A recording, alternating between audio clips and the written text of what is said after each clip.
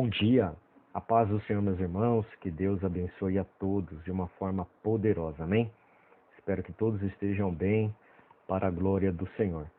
Queridos irmãos, hoje daremos continuidade na leitura e exposição do livro de Josué, capítulos 14, 15 e finalizando no capítulo 16.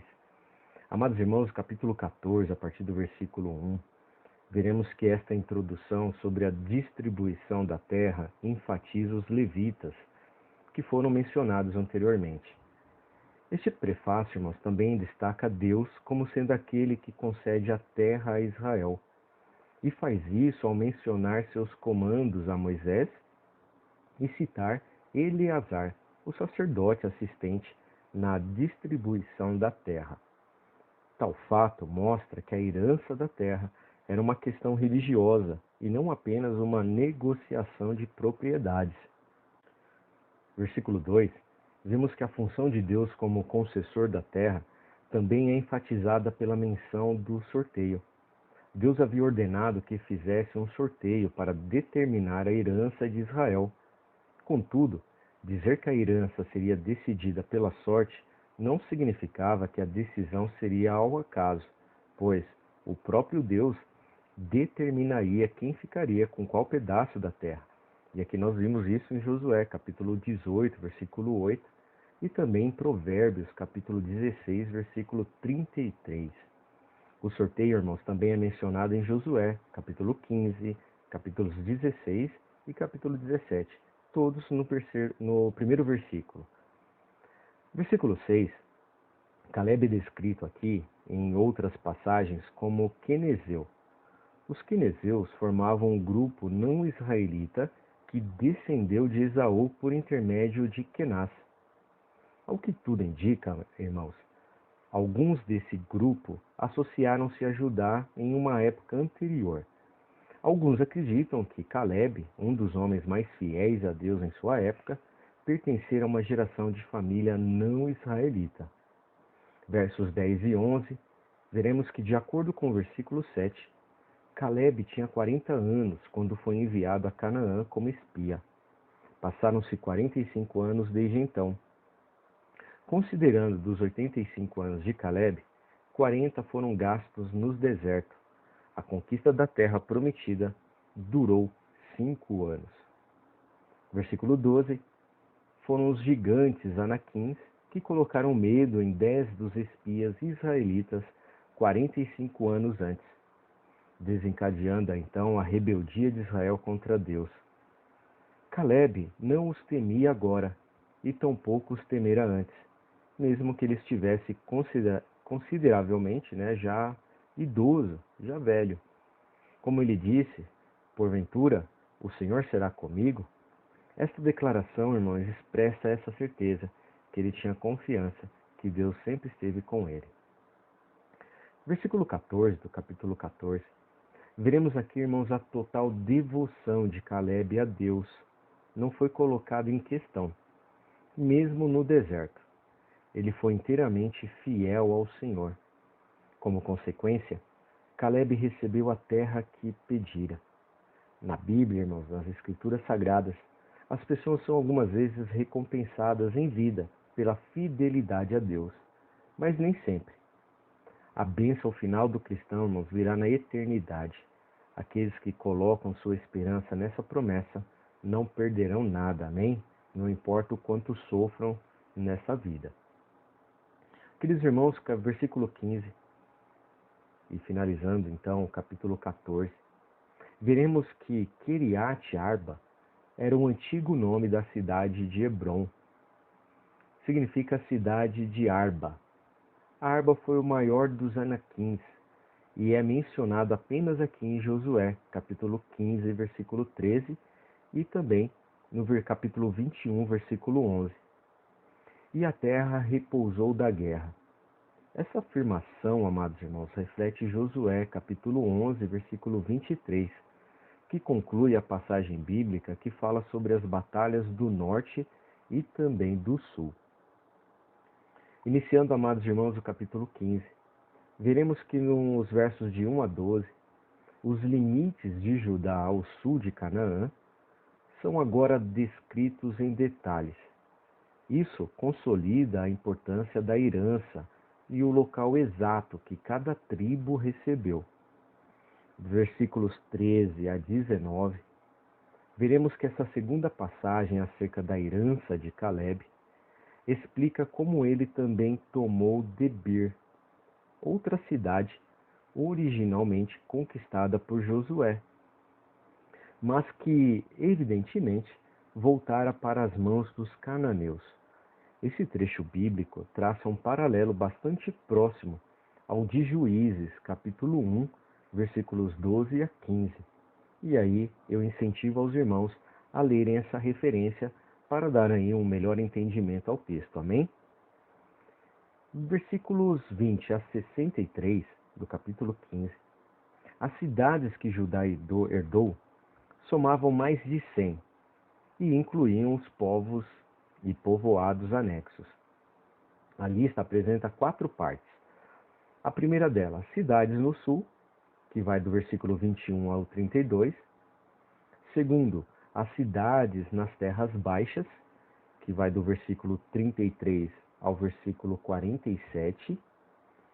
Terceiro, cidades na região montanhosa, que nós veremos isso no versículos 48 ao versículo 50. E quarto, as cidades no deserto próximo ao Mar Morto, que aí nós veremos isso entre os versículos 61 a 62, amém? É um resumo aí desse povoado que foi citado no capítulo 15. Versículo 63, amados irmãos, do capítulo 15. Os jebuseus que habitavam Jerusalém antes dos israelitas chegarem, teimosamente permaneceram em sua terra, porque a tribo de Judá não cumpriu sua obrigação de destruí-los completamente. Deus, amados irmãos, não queria que Israel instituísse a paz com os habitantes daquela terra, pois desejava que os israelitas os expulsassem e os destruíssem. Juízes, capítulo 1, versículo 21, repete esse versículo quase que textualmente, exceto pelo fato de estabelecer que foi Benjamim, e não Judá, que falhou em expulsar os jebuseus. Isso aconteceu porque Jerusalém estava no meio da fronteira entre Benjamim e Judá. No princípio, Jerusalém não pertencia estritamente a nenhuma das tribos.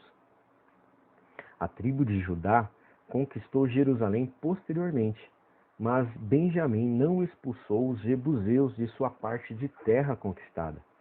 Ao que tudo indica, amados irmãos, Judá tomou as colinas não fortificadas do sudoeste, ao passo que Benjamim falhou na tomada da cidade murada na montanha do leste. Os detalhes não estão inteiramente claros, mas afirma-se que os jebuseus e os israelitas viveram juntos. A cidade pertenceu efetivamente aos jebuseus até o tempo de Davi. Na verdade, irmãos, em Juízes, capítulo 19, versículos 11 e 12, veremos que o levita da área montanhosa de Efraim chamou Jebus, Jerusalém, de cidade estranha. Capítulo 16 de Josué, a partir do versículo 1, de 1 a 4. Veremos aqui, irmãos, um sorteio que determinaria a herança das tribos de José, Efraim e Manassés. O fato dessas duas tribos receberem juntas apenas um quinhão fez com que elas reclamassem mais tarde. Dos versículos 5 a 9 do capítulo 16, as cidades que se separaram para as tribos de Efraim estavam no meio da herança dos filhos de Manassés. Esta informação, irmãos, é ratificada em Josué, capítulo 17, versículo 9. A razão desse acontecimento não está clara, mas pode ser, amados irmãos, que seu fundamento esteja na grande bênção estendida a Efraim por Jacó, como vimos lá em Gênesis, capítulo 48. Manassés também herdou cidades dos territórios de outras tribos, Issacar e Azer. Capítulo 16, a partir do versículo 10. E não expeliram os cananeus. Esta expressão, irmãos, é uma prévia das muitas declarações acerca das conquistas incompletas em Juízes 1. Serviam-nos, esta expressão revela que a condição dos cananeus em Gezer era, de certa forma, similar à dos Gebionitas, exceto pelo fato de que não houve nenhum acordo aqui. Desta forma, a posição de tais cananeus era uma posição inferior. E aqui nós temos aí adicionar aqui algumas informações. Os propósitos primários desse capítulo, irmãos, são instruir o sacerdote na maneira correta de espiar a purificação do povo. Como se aproximar de Deus, ele morrerá, versículo 2. E como purificará o tabernáculo para tornar possível a presença contínua de Deus. No dia da expiação, o sumo sacerdote usava roupas especiais e menos elaboradas, enfatizando seu papel como servo de Deus, despojado de toda a honra natural na presença de Deus. A própria cerimônia expiatória consistia em 4 elementos principais: a oferta pelo pecado para a purificação do sacerdote, o lançamento de sortes sagradas para determinar qual bode sacrificar como oferta pelo pecado pelo povo, o sacrifício do bode e envio do segundo bode para o deserto. O dia da expiação, o 17º do mês, era o dia mais solene do ano para os israelitas. Era o único jejum exigido e era um sábado de descanso para todo o povo. Introduzido pelo Festival das Trombetas, foi o dia em que os pecados corporativos da comunidade foram expiados. Somente o sumo sacerdote, Arão, poderia oficiar, porque somente ele poderia representar todo o povo, incluindo os outros sacerdotes, os seus filhos. O dia da expiação é comemorado hoje como o Yom Kippur. Durante a maior parte do ritual do dia da expiação, o sumo sacerdote usava roupas simples de linho em vez de suas vestes normais. Isso parece, irmão, simbolizar a humildade que deve caracterizar todas as pessoas nessa ocasião solene. Quando um sumo sacerdote estava diante de Deus em favor de seu povo, ele não tinha nada para elogiar a si mesmo ou ao povo. Mas quando ele estava diante do povo em nome de Deus, suas vestes oficiais refletiam a glória e o esplendor de Deus. O que repousa sobre a arca da aliança. Aqui, irmãos, literalmente, está acima do testemunho. A palavra hebraica para testemunho refere-se aos termos da aliança do Senhor com Israel, como escrita em tábuas de pedra que foram guardadas na arca. Versículo 16. O sumo sacerdote precisava purificar ou fazer expiação de uma forma similar em Levíticos, capítulo 16.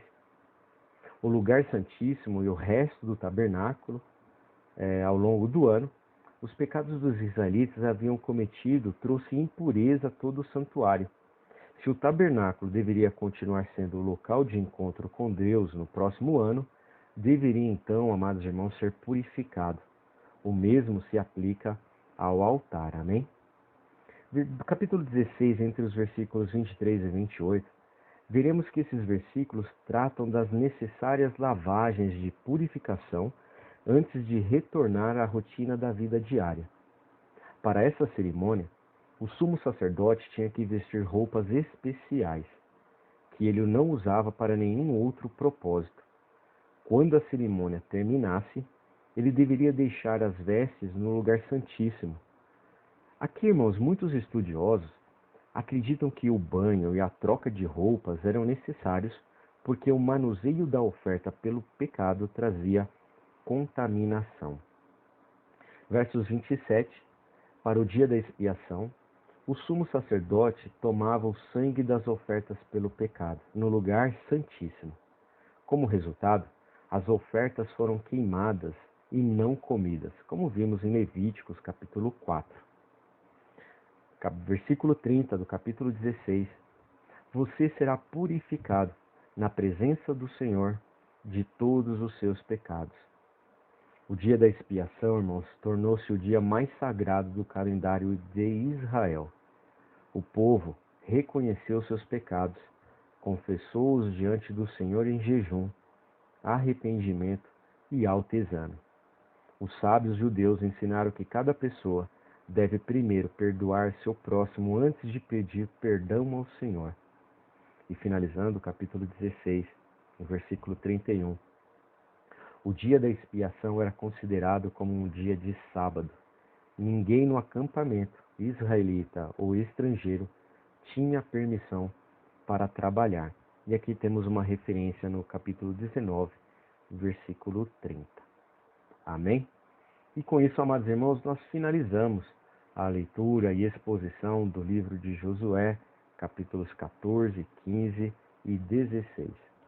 Desejo a todos os irmãos uma excelente leitura, uma excelente meditação das Sagradas Escrituras, por intermédio deste livro tão maravilhoso e abençoado e também edificante, que é o livro de Josué.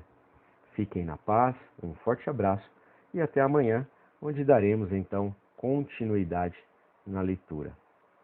Fiquem com Deus e até amanhã.